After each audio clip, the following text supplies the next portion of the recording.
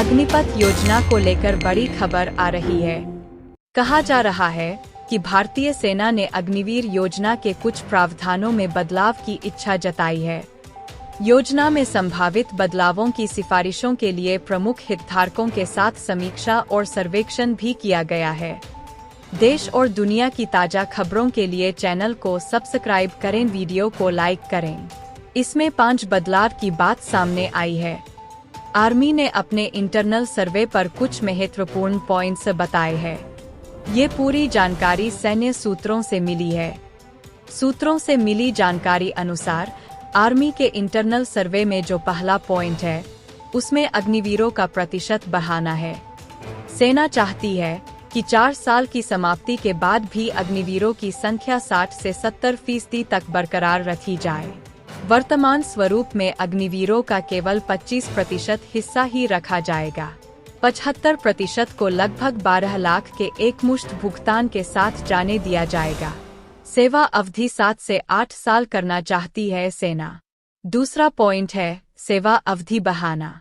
इसमें आर्मी सेवा अवधि को भी 4 साल से बढ़ाकर 7 से 8 साल करना चाहती है।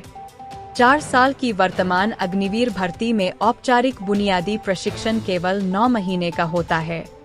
शेष प्रशिक्षण कार्य पर तब किया जाता है जब अग्निवीर को यूनिट में तैनात किया जाता है। तीसरा पॉइंट है तकनीकी क्षेत्रों में भर्ती की आयु बढ़ाना। अभी 17 से 21.5 वर्ष की आयु के बीच अग्निवीरों को रखा जाता है। सेना सिग्नल, एयर डिफेंस और इंजीनियर्स जैसे तकनीकी हथियारों में भर्ती के लिए उम्र सीमा बढ़ाकर 23 साल करने का प्रस्ताव कर रही है। इन हथियारों को उनकी तकनीकी प्रकृति के कारण लंबी प्रशिक्षण अवधि की आवश्यकता होती है। जब तक अग्निवीर किसी तकनीकी क्षेत्र में विशेषज्ञता विकसित करता है, तब तक सेवा अवधि समाप्त हो जाती है और उसे जाने देना पड़ता है। विकलांगता भुगतान और नौकरी खोजने में सहायता। चौथा पॉइंट है विकलांगता भुगतान और सेवा अवधि समाप्त होने के बाद नौकरी खोजने में सहायता।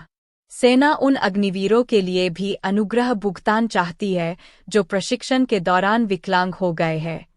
इसके अलावा एक पेशेवर एजेंसी होनी चाहिए जो अग्निवीरों को उनकी सेवा अवधि समाप्त होने के बाद भविष्य की नौकरियां खोजने के तरीके के बारे में मार्गदर्शन दे। 5वां और आखिरी पॉइंट है निर्वाह भत्ता। सेना चाहती है कि युद्ध में अग्निवीर की मृत्यु होने पर उसके परिवार के सदस्यों को जीवन निर्वाह भत्ते का प्रावधान भी योजना में शामिल किया जाना चाहिए।